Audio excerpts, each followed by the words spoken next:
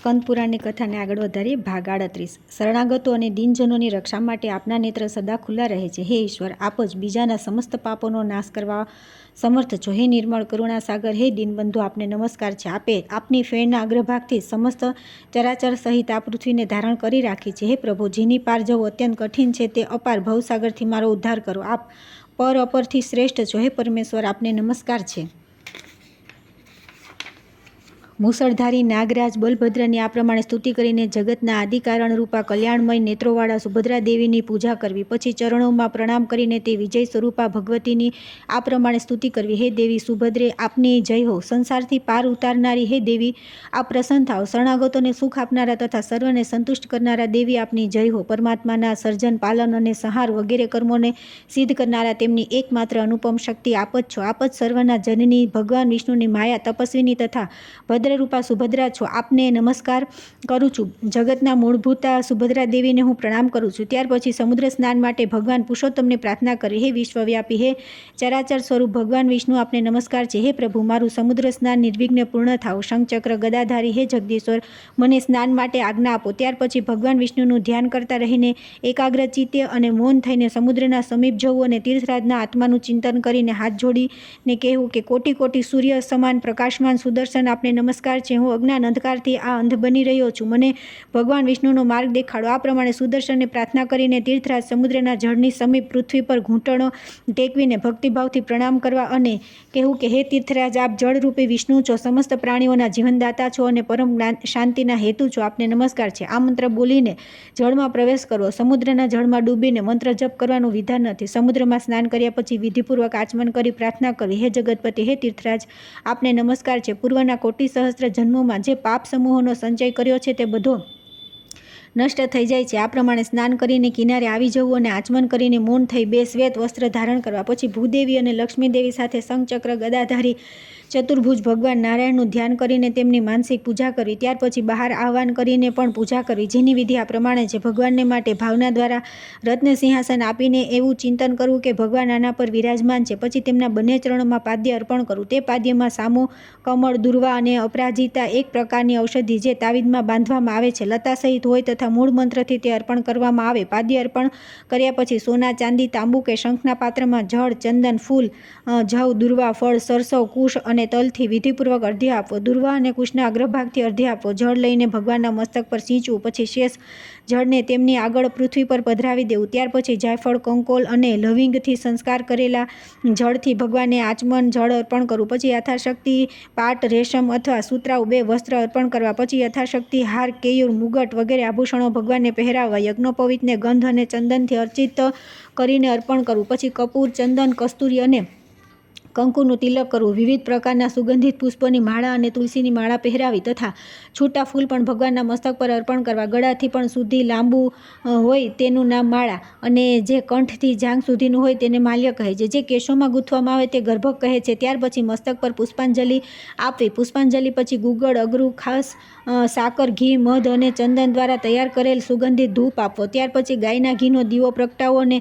કપૂરયુક્ત તલના તેલનો દીવો પ્રગટાવો। ત્યાર પછી ઘીમાં બનાવેલ સુગંધિત ભોજન, ગાયનું દહીં, ગાયના દૂધમાં પકાવીને સાકર મિશ્રિત કેળું, અનેક પ્રકારના વ્યંજનો સહિત પૂવા અને જાત જાતના ફળ, આ બધા સહિત મનોરમ સુગંધયુક્ત સરસ અને નૂતન નૈવેદ્ય તૈયાર કરી ભગવાનને અર્પણ કરવું। ધૂપ, દીપ, નૈવેદ્ય, સ્નાન, અર્ધ્ય, મધુપર્ક, વસ્ત્ર તથા યજ્ઞોપવિત આ દરેક અર્પણ કરાવ્યા પછી ભગવાનને આચમન કરાવવું। અન્ય કર્મોમાં આચમનના માટે માત્ર જળ આપવું જોઈએ, પરંતુ નૈવેદ્યના અંતમાં સંસ્કાર કરેલા ઉપચાર સાથે આચમન આપવું જોઈએ। ત્યાર પછી કરોદર્તનને માટે સુગંધિત ચંદન પર અર્પણ કરવું જોઈએ। ત્યારબાદ કપૂર, લવિંગ, એલચી, જાયફળ અને સોપારી સાથે તાંબુલ અર્પણ કરવું। ત્યાર પછી 108 વાર પ્રદક્ષિણા કરીને ભગવાનની પ્રાર્થના કરવી કે હે સમસ્ત તીર્થોના પ્રવર્તક દેવાધિદેવ જગન્નાથ, આપ સર્વ તીર્થમય તથા સર્વદેવમય છો। પાપોમાં ડૂબેલા મુજ સેવકની રક્ષા કરો, આપને નમસ્કાર છે। આ પ્રમાણે દેવેશ્વર ભગવાન નારાયણની પૂજા કરીને તીર્થરાજ સમુદ્રમાં સ્નાન કરનાર મનુષ્યોને સર્વ તીર્થોનું ફળ મળે છે। કરોડો ગોદાનથી, કોટી યજ્ઞથી, કોટી બ્રાહ્મણ ભોજનથી તથા કોટી મહાદાનોથી કર્મ કરનારાઓ માટે જે પુણ્ય બતાવે બતાવવામાં આવ્યું છે તે આ સમુદ્ર સ્નાન પૂર્વક ભગવાન પૂજનથી પ્રાપ્ત થાય છે. અન્ય તીર્થોમાં કરેલું પાપ સમુદ્રના કિનારે નષ્ટ થાય છે અને સમુદ્રના કિનારે કરેલું પાપ સમુદ્રમાં સ્નાન કરવાથી નષ્ટ થાય છે. બ્રહ્મહત્યારો, શરાબી, ગૌઘાતી વગેરે 5 પ્રકારના મહાપાતકી મનુષ્ય પણ સમુદ્ર સ્નાન કરવાથી અવશ્ય તે પાપોનું પ્રાયશ્ચિત કરી લે છે. જે મનુષ્ય પોતાનો જન્મ, જીવન અને શાસ્ત્રાધ્યયનને સફળ બનાવવા ઈચ્છે તો તેણે સમુદ્ર તટ પર આવીને દેવતાઓ અને પિતૃઓનું તર્પણ અવશ્ય કરવું. કૃચ્છ અને ચાંદ્રાયણ વગેરે તલ્પ સુલભ છે. ઘણી દક્ષિણાવાળા અગ્નિષ્ટોમ વગેરે યજ્ઞ પણ સુલભ છે, પરંતુ સિંધુના જળથી પિતરોનું તર્પણ અત્યંત દુર્લભ છે. સ્નાનાદિ આદિ અને અંતમાં જગન્નાથજીનું પૂજન અને મધ્યમાં તીર્થરાજના જળમાં સ્નાન કરીને મનુષ્ય મોક્ષ ભાગી બને છે. ત્યાર પછી શુદ્ધ ચિત્તવાળા મનુષ્ય શ્રી કૃષ્ણ, બલભદ્ર અને સુભદ્રાને નમસ્કાર કરી તેમના સ્વરૂપનું ચિંતન કરવું. ત્યાર પછી આવે છે ઇન્દ્રધૂમ્ન સરોવરમાં સ્નાન, ઋષિજીનું દર્શન, પૂજન તથા ભગવદ્ વિગ્રહોના જ્યેષ્ઠ સ્નાનનું વર્ણન. જૈમિનીજી કહે છે કે ત્યાર પછી પોતાને કૃતાર્થ માની મનુષ્ય અશ્વમેઘ યજ્ઞના અંગથી ઉત્પન્ન થયેલા ઇન્દ્રધૂમ્ન સરોવરના સમીપ જવું. તેના જ તટે ઋષિનું સ્વરૂપ ધારણ કરનારા ભગવાન શ્રીહરિ નિવાસ કરે છે. ત્યાં ઋષિજીની પ્રાર્થના કરી વિધિપૂર્વક સ્નાન કરવું. પ્રાર્થના આ પ્રમાણે છે: હે ભગવાન ઋષિ, આપને નમસ્કાર છે. આપના ઉત્તમ ક્ષેત્રમાં આપની જ કૃપાથી નૃપ શ્રેષ્ઠ ઇન્દ્રધૂમને 1000 અશ્વમેઘ યજ્ઞનું અનુષ્ઠાન કર્યું હતું. હે પ્રભો, તે યજ્ઞના અંગથી પ્રગટ થયેલા આ સરોવરમાં સ્નાન કરવા માટે મને આજ્ઞા આપો. આ પ્રમાણે ભગવાનની પ્રાર્થના કર્યા પછી સરોવરના કિનારે જઈને હાથ ધોઈને આચમન કરી હાથ જોડીને પ્રાર્થના કરવી: હે તીર્થ પ્રવર, અશ્વમેઘ યજ્ઞના અંગભૂત દાન માટે લાવેલી કરોડો ગાયોની ખરીઓથી આ ભૂમિ ખોદવામાં આવી છે. તે ગાયોના મૂત્ર, છાણ અને દાનના જળથી પરિપૂર્ણ થવાના કારણે આપ સૌને પવિત્ર કરનારા છું. હું આપના સર્વ તીર્થમય પવિત્ર જળમાં સ્નાન કરવા માટે આવ્યો છું. આપ સ્નાનથી મારા સર્વ પાપોનો નાશ કરો. ત્યાર પછી સ્નાન કરવું. જળમાં ડૂબકી મારીને 3 વાર અઘમર્ષણનો જપ કરો. ત્યાર પછી ફરી તીર્થની પ્રાર્થના કરવી: હે શ્વમેઘના અંગથી પ્રગટ થયેલા સર્વ પાપનાશક તીર્થ, આપનામાં સ્નાન કરવાથી મારા પાપ નષ્ટ થઈ જાય. આ પ્રમાણે 3 વાર કહીને 3 વાર પાણીમાં ડૂબકી મારવી. ઋષિકાર ધારી ભગવાન વિષ્ણુનું સ્મરણ કરવું. દેવતાઓ, ઋષિઓ અને પિતૃઓનું વિધિપૂર્વક તર્પણ કરવું. પછી પશ્ચિમાભિમુખ વિરાજમાન ભગવાન ઋષિના સમીપ જવું અને અથર્વવેદના મંત્રોથી તેમની પૂજા કરવી. તે અથર્વ વેદોક્ત મંત્રરાજ પૂર્વકાળમાં નારદજી દ્વારા પ્રતિષ્ઠિત થયા. ત્યાર પછી રાજા ઇન્દ્રધૂમને દીર્ઘકાળ સુધી તે મંત્રની ઉપાસના કરી. નૃસિંહાકાર ભગવાનની ઉપાસના માટે તેના જેવો બીજો કોઈ મંત્ર નથી. તેના ઉચ્ચારણ માત્રથી ભગવાન ઋષિ પ્રસન્ન થઈ જાય છે. બ્રહ્માજી આ મંત્રથી કાષ્ઠ વિગ્રહધારી જગદીશ્વરની પણ સ્થાપના કરી. પૂર્વોક્ત ઉપચારોથી તથા લાલ જવા પુષ્પ તથા અન્ય સુગંધિત પુષ્પથી ભગવાન ઋષિનું પૂજન કરવું. મિશ્રી અને ગાયનું ઘી મિલાવી ગાયના દૂધમાં તૈયાર કરેલી ખીર, ઘીમાં પકાવીને બનાવેલા ખાંડ અને કપૂરયુક્ત મોદક, હલવો, ઘીમાં બનાવેલા માલપુઆ, અનેક પ્રકારના ફળ, ખાંડ અને દહીં મિશ્રિત ભાત વગેરેનું નૈવેદ્ય કરવું. ભગવાન ઋષિનું દર્શન, ચરણ સ્પર્શ, નમસ્કાર અને પૂજન કરીને મનુષ્ય પોતાના મનોરથોને સિદ્ધ કરી લે છે. પછી પૂર્ણિમાના દિવસે પ્રાતઃકાળે પૂર્વોક્ત વિધિથી તીર્થરાજમાં સ્નાન કરી શુદ્ધ આહારનું સેવન તથા ઇન્દ્રિયોનો સંયમ કરી મનુષ્ય ભગવત પ્રીતિ માટે 5 દિવસ સુધી માત્ર એકવાર ભોજન કરવું. ત્યાર પછી મંદિરમાં પ્રવેશ કરીને મંચ પર વિરાજમાન પુરુષોત્તમ શ્રી કૃષ્ણ, બાલભદ્ર અને સુભદ્રાજીના દર્શન કરી મનુષ્ય પાપથી મુક્ત થઈ જાય છે. જે જ્યેષ્ઠની અમાવસ્યાના દિવસે સર્વ તીર્થમય કૂપથી લાવેલા સુગંધિત જળ દ્વારા સ્નાન કરી રહેલા શ્રીહરિના દર્શન કરે છે તેને તન મનના પાપનો સંપર્ક થતો નથી. ચતુર્દશીએ ઘાસ અથવા લાકડાનો સુદૃઢ અને સુંદર મંચ બનાવીને લીલા ઘાસવાળી જમીન પર સ્થાપિત કરો. તેના પર સુંદર ચંદરવો બાંધીને તેને સારી રીતે સમજાવો અને પ્રકારના મણીઓથી માળાના તોરણ બનાવવા. આ પ્રમાણે મંચને સ્થાપિત કરી તેના દક્ષિણ ભાગમાં કૂવામાંથી જળ લાવીને કળશોમાં ભરીને શાસ્ત્રોક્ત વિધિથી તેને સામગ્રીના સંગ્રહ સ્થાનમાં મૂકવા. પછી તે કળશોમાં પાવમાની ઋચા દ્વારા સુગંધિત જળ ભરવું. આ કાર્ય ચતુર્દશીની અડધી રાતના સમયે કરવું. ત્યાર પછી ભગવાન બલભદ્ર અને શ્રીકૃષ્ણને રાજા દ્વારા સન્માનિત બ્રાહ્મણો, ક્ષત્રિય અને વૈશ્ય લઈ આવે. ચામર અને પંખાથી તેમને નિરંતર હવા નાખતા રહેવું. ભગવાનના અંગ પર પહેલાનો કરેલો જે લેપ હોય તેને રાખીને જે રીતે સુગંધિત લેપથી પ્રતિદિન ભગવાનનું અંગ પુષ્ટ થાય તેવા પ્રયત્ન કરવા. ભગવાનને લઈ જવાવાળા લોકો સાવધાન અને સદાચારી હોય તેમને લઈ જઈને મંચ પર વિરાજમાન કરવા. પછી શાંતિપૂર્ણ અધિવાસિત કળશોના સુગંધિત જળથી સમુદ્ર જ્યેષ્ઠા મંત્ર દ્વારા ભગવદ્ વિગ્રહોને સ્નાન કરાવવું. આ સ્નાન દર્શન કરનાર તથા અભિષેક કરનાર મનુષ્યોને કૃતકૃત્ય કરનારું છે. જે મનુષ્ય ત્યાં ઊભા રહીને ભગવાનના જ્યેષ્ઠ સ્નાન અને યાત્રાના ઉત્કંઠાથી દર્શન કરે છે તેઓ સંસાર સમુદ્રમાં પડતા નથી. શ્રીહરિના આ સ્નાન દર્શન કરનારા પુરુષોના જાણતા કે અજાણતા થયેલા સંચિત પાપ સમૂહો તત્કાળ નષ્ટ થઈ જાય છે. સ્નાન દર્શન કરવાનું જે પુણ્ય કહેવામાં આવ્યું છે તે જ પુણ્ય મંચ પર વિરાજેલા શ્રીહરિના દર્શન કરવાથી પણ પ્રાપ્ત થાય છે. હે બ્રાહ્મણો, અહીં એક જ જગન્નાથજી 3 વિગ્રહોમાં સ્થિત છે. તેમાંથી એકના પણ સ્નાન, દર્શન, ભોગ અને મોક્ષ આપનારા છે. જે ભગવાનના સ્નાનના સમયે જય રામભદ્ર, જય સુભદ્રે, જય શ્રી કૃષ્ણ, જય જગન્નાથ આ પ્રમાણે પ્રસન્નતાપૂર્વક ઉચ્ચારણ કરે છે તે મોક્ષને પ્રાપ્ત થાય છે. ત્યાર પછી આવે છે શ્રી જગન્નાથની રથયાત્રા, ગુંડીચા મહોત્સવ તથા પુનઃ મંદિર પ્રવેશ સંબંધી યાત્રા તથા ઉત્સવનો મહિમા. જૈમિનીજી કહે છે કે ત્યાર પછી શ્રદ્ધાયુક્ત પ્રસ્તુત કરેલા ઉપચારો દ્વારા બલભદ્ર, શ્રીકૃષ્ણ અને સુભદ્રાજીનું પૂજન કરવું. ત્યાર પછી જેમ પહેલા મંદિરથી લઈ આવતા ઉત્સવ કરવામાં આવ્યો તે જ પ્રમાણે મહાન ઉત્સવ કરી તે બધા ભગવત સ્વરૂપોને ફરી દક્ષિણાભિમુખ લઈ જવા. તે સમયે લોકો દક્ષિણામુખ જઈ રહેલા શ્રીકૃષ્ણ, બલભદ્ર અને સુભદ્રાના દર્શન કરે છે. તે સ્નાન દર્શનજન્ય સમસ્ત પુણ્યફળને પ્રાપ્ત કરે છે. મંદિરની સમીપ ગયા પછી બલભદ્ર અને સુભદ્રાની સાથે જગન્નાથજીની આરતી ઉતારી મંદિરની અંદર પ્રવેશ કરાવો અને પછી કોઈ રીતે તેમને કોઈ જુએ નહીં. જ્યેષ્ઠ માસના શુક્લ પક્ષમાં જે પૂર્ણિમા આવે છે તેમાં જ્યેષ્ઠ નક્ષત્રના એક જ અંશમાં ચંદ્રમા અને બૃહસ્પતિ હોય, બૃહસ્પતિવાર હોય અને શુભ યોગ પણ હોય તે મહાજ્યેષ્ઠી પૂર્ણિમા કહેવાય છે, જે સર્વ પાપનાશક છે. મહાજ્યેષ્ઠી પૂર્ણિમા મહાપુણ્યમયી તથા ભગવાનની ભક્તિ વધારનારી છે. તેમાં કરુણા સિંધુ દેવેશ્વર જગન્નાથજી પૂજા અને તેમના સ્નાનના દર્શન કરીને મનુષ્ય પાપ રાશિથી મુક્ત થઈ જાય છે. વૈશાખના શુક્લ પક્ષમાં જે પાપનાશીની ત્રીજ આવે છે તેમાં રોહિણી નક્ષત્રનો યોગ થાય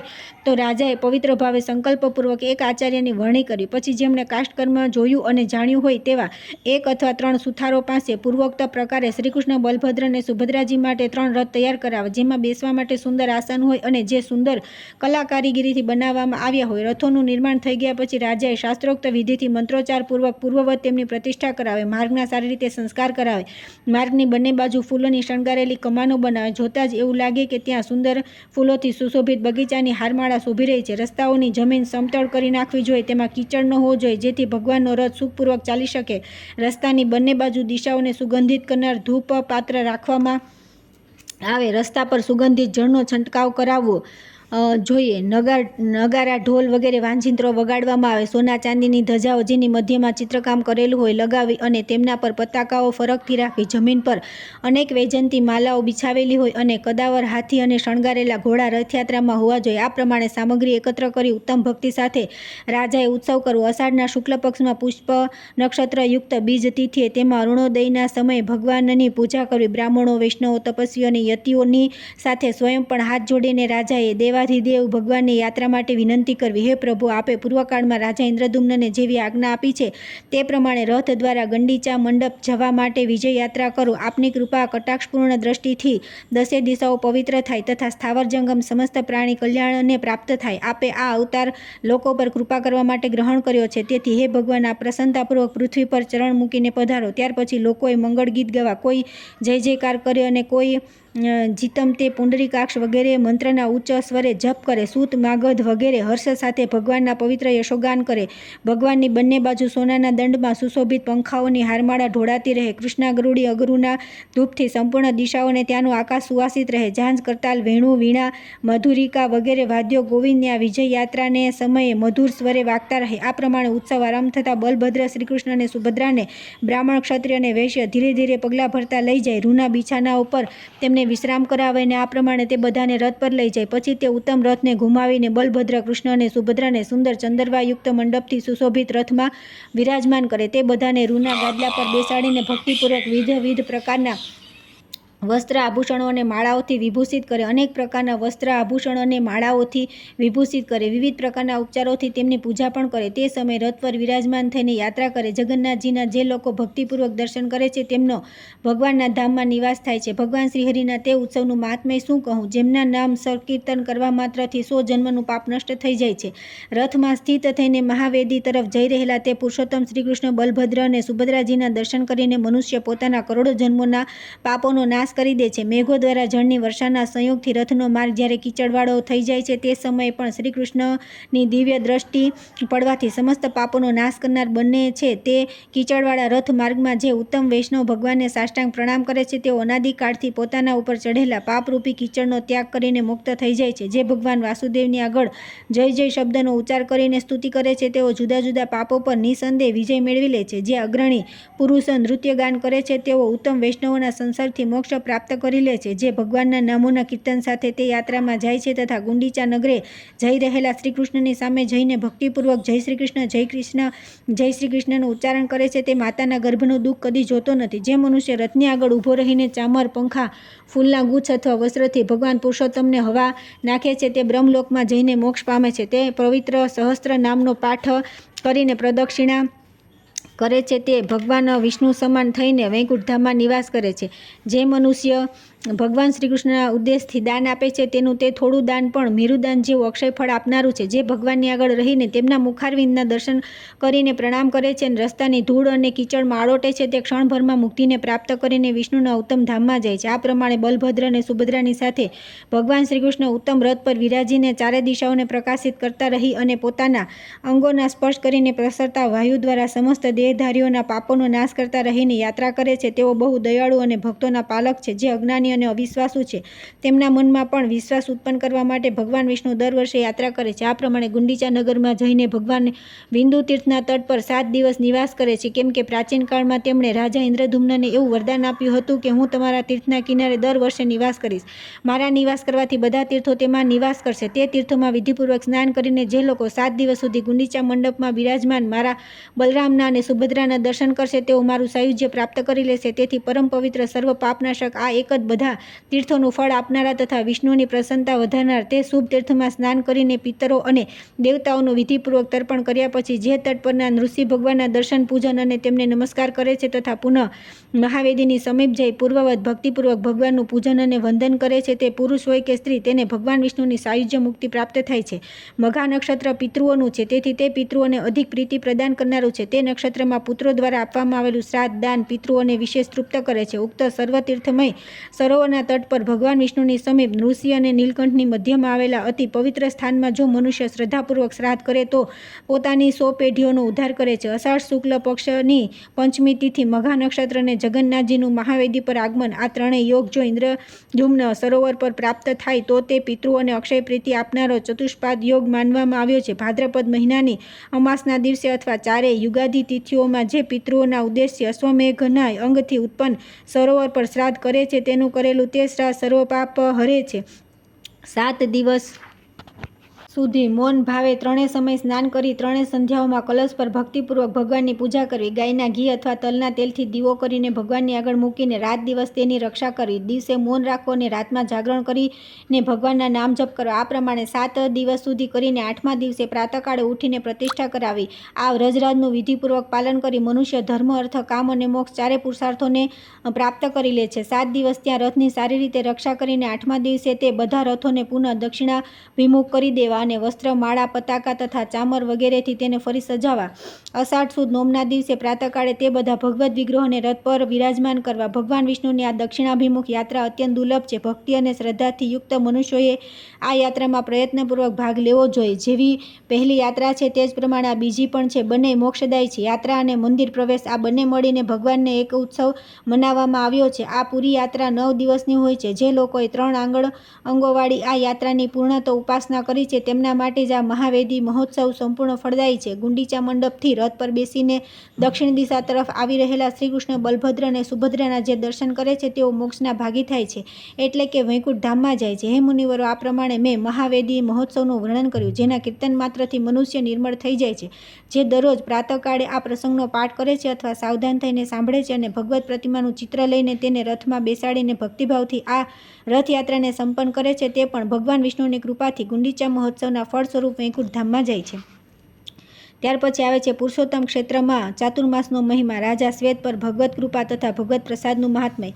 જૈમિની કહે છે કે સૂર્ય કર્ક રાશિ પર થતા અષાઢ શુક્લ એકાદશીથી લઈને કારતક શુક્લ એકાદશી સુધી વર્ષાકાળના 4 મહિનામાં ભગવાન વિષ્ણુ શયન કરે છે. આ શ્રીહરિની આરાધનાનો પરમ પવિત્ર સમય છે. વર્ષાના 4 મહિના જેટલા દિવસ મનુષ્ય જનાર્દનના સામીપ્યમાં રહીને વ્યતીત કરે છે તેટલા સમય સુધી તે દરરોજ અશ્વમેઘ યજ્ઞના ફળનો ભાગી થાય છે. સમુદ્રના પવિત્ર જળમાં સ્નાન કરી શ્રી પુરુષોત્તમના દર્શન કરી ચાતુર્માસ વ્રતનું પાલન કરવું એ મુક્તિનું સાધન માનવામાં આવે છે. તેથી મનુષ્ય બહુ યત્નપૂર્વક આ પુણ્યપ્રદ પુરુષોત્તમ ક્ષેત્રમાં રહેવું જોઈએ. ચાતુર્માસમાં ભગવાન શેષશય્યા પર શયન કરે છે. 8 મહિના પુરુષોત્તમ ક્ષેત્રમાં નિવાસ કરીને દરરોજ ભગવાન વિષ્ણુના દર્શન કરવાથી મનુષ્યને જે ફળ મળે છે તે ફળ ચાતુર્માસમાં 1 દિવસના નિવાસ અને દર્શનથી પ્રાપ્ત થાય છે. જે સર્વ પ્રકારના પાપ કર્મોમાં આસક્ત, સંપૂર્ણ સદાચારોથી ભ્રષ્ટ તથા બધા ધર્મોથી બહિષ્કૃત હોય તેણે પણ પુરુષોત્તમ ક્ષેત્રમાં નિવાસ કરવો. જે માત્ર દૂધ લઈને અથવા ફલાહાર કરીને જે અહીં ચતુર્માસ વ્યતીત કરે છે તે અહીં પ્રચુર સુખ ભોગવીને અંતમાં પરમ શાંતિને પ્રાપ્ત થાય છે. દેવાધિદેવ ભગવાનની પ્રસન્નતા પ્રસન્નતા માટે મનુષ્ય અહીં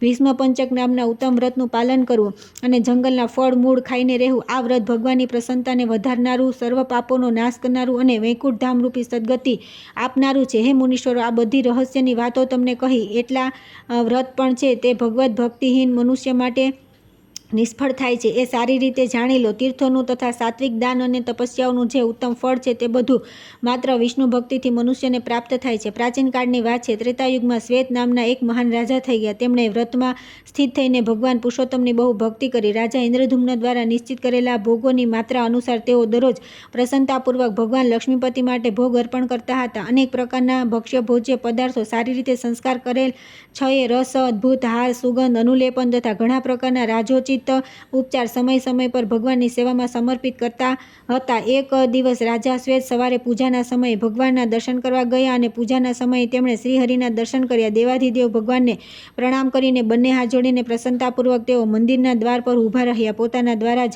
તૈયાર કરેલા ઉત્તમ ઉપચારો તથા સહસ્ત્રો ઉપહારની સામગ્રીને રાજાએ ભગવાન સામે અર્પણ કરેલી જોઈ ત્યારે તેઓ થોડા ધ્યાનસ્થ થઈને મનમાં વિચારવા લાગ્યા, ભગવાન શ્રીહરિ શું આ મનુષ્યો દ્વારા બનાવેલા ભોગ ગ્રહણ કરશે? આ બાહ્ય પૂજનની સામગ્રી ભાવદૂષિત હોવાના કારણે અવશ્ય ભગવાનને પ્રસન્ન કરનારી નહીં હોય. આ પ્રમાણે વિચાર કરતા રહીને રાજાએ જોયું, દિવ્ય સિંહાસન પર સાક્ષાત ભગવાન વિષ્ણુ વિરાજમાન છે અને દિવ્ય સુગંધ, દિવ્ય વસ્ત્ર અને દિવ્ય હારોથી વિભૂષિત સાક્ષાત લક્ષ્મીદેવી તેમને અન્નપાન વગેરે ભોજન સામગ્રી પીરસી રહ્યા છે અને ભગવાન ભોજન કરી રહ્યા છે.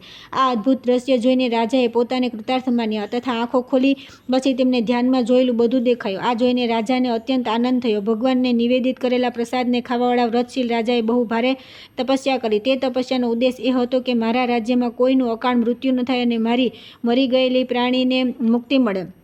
શરણાગતો માટે કલ્પવૃક્ષ સ્વરૂપ મંત્ર રાજાને અનુષ્ટભના તેમણે નિત્ય નિયમપૂર્વક જપ કરી. આ પ્રમાણે 100 વર્ષ સુધી જપ અને તપસ્યા પછી રાજાએ સમસ્ત પાપોનું અપહરણ કરનારા સાક્ષાત ભગવાન ઋષિના દર્શન કર્યા. તેઓ યોગાસન પર કમળ ઉપર વિરાજમાન હતા. તેમના વામ ભાગે ભગવતી લક્ષ્મી શોભી રહ્યા હતા. દેવતા, સિદ્ધો અને મુક્ત પુરુષો તેમની સ્તુતિ કરતા હતા. આવા ભગવાનને ઉપસ્થિત જોઈને આશ્ચર્યચકિત થઈને રાજા શ્વેતે હર્ષ ગદગદ વાણીમાં કહ્યું કે હે નાથ, પ્રસન્ન થાવ. આમ કહીને જમીન પર ઢળી પડ્યા. તપસ્યાથી દુર્બળ તથા ચરણોમાં પડેલા નિષ્પાપ રાજા શ્વેતને ભક્તવત્સલ ભગવાન ઋષિએ કહ્યું કે હે વત્સ, ઊભા થાવ અને ભક્તિથી પ્રસન્ન જાણો અને કોઈ અભિષ્ટ વરદાન માગો. ભગવાનનું આ વચન સાંભળીને રાજા ઉઠ્યા અને બંને હાથ જોડી ભક્તિથી વિનમ્ર થઈ બોલ્યા કે હે સ્વામીન, જો મારા પર તમારી અત્યંત દુર્લભ કૃપા છે તો હું મૃત્યુ બાદ આપના જેવું રૂપ ધારણ કરીને આપની સમીપમાં જ રહીને સેવા કરું.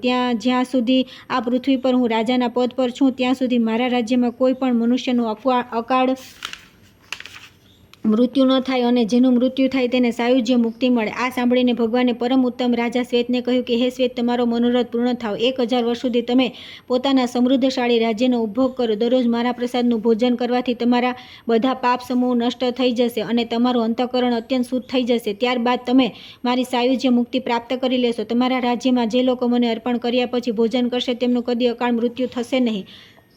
આ પ્રમાણે રાજા શ્વેતને વરદાન આપીને ભગવાન ઋષિ અંતર્ધ્યાન થઈ ગયા. અહીં અમૃત જેવા સ્વાદિષ્ટ અને સુપક્વ ભોજનનો સર્વના સ્વામી ભગવાન નારાયણ ભોજન કરે છે. તેમનો પ્રસાદનો ઉપયોગ સર્વ પાપહર છે. ભગવાન જગન્નાથજીના મંદિરમાં જઈને ભગવાનને ભોગ અર્પણ થઈ ગયા પછી જેમ ભગવાન વિષ્ણુ નિત્ય શુદ્ધ છે તે જ પ્રમાણે તેમનો પ્રસાદ પણ શુદ્ધ છે. વ્રતપરાયણ વિધવા સ્ત્રીઓ, વર્ણાશ્રમ ધર્મનું પાલન કરનારા મનુષ્ય, યજ્ઞમાં દીક્ષિત પુરુષ તથા અગ્નિહોત્રી પણ ભગવાન પુરુષોત્તમનો પ્રસાદ ખાઈને પવિત્ર થાય છે. દરિદ્ર, કૃપણ, ગૃહસ્થ, સ્વદેશી, પરદેશી જે પણ ત્યાં આવે છે તેમણે ભગવાન વિષ્ણુનો પ્રસાદ ગ્રહણ કરવામાં અહંકાર ન દાખવવો. ભક્તિથી, લોભથી, કુતૂહલથી અથવા ક્ષુધા શાંતિના માટે પણ ભગવાનના પ્રસાદનું ભોજન કરવાથી સર્વ પાપોને પવિત્ર કરી દે છે. જેઓ પોતાને પંડિત માનતા મૂર્ખ લોકો અમિત તેજસ્વી ભગવાન વિષ્ણુના તે અમૃતમય પ્રસાદની નિંદા કરે છે તેમની અવશ્ય દુર્ગતિ થાય છે. તે પ્રસાદને વેચવો કે ખરીદવો પણ યોગ્ય નથી. હું જગન્નાથજીના પ્રસાદનું ભોજન કરીને બીજું કંઈ નહીં જમું. આવી સાચી પ્રતિજ્ઞા કરીને જે દરરોજ પ્રસાદ લે તે મનુષ્ય સર્વ પાપોથી મુક્ત અને શુદ્ધચિત્ત થઈને વિશુદ્ધ વૈકુંઠ ધામમાં જાય છે. ભગવાનનો પ્રસાદ જો બહુ દિવસનો હોય તો સુકાઈ ગયો હોય અથવા દૂરથી લાવવામાં આવ્યો હોય તો જે રીતે તેનો ઉપયોગ કરવાથી તે બધા પાપોનો નાશ કરે છે. જગન્નાથજીનો પ્રસાદ અને ગંગાજળ બંને સમાન જ છે.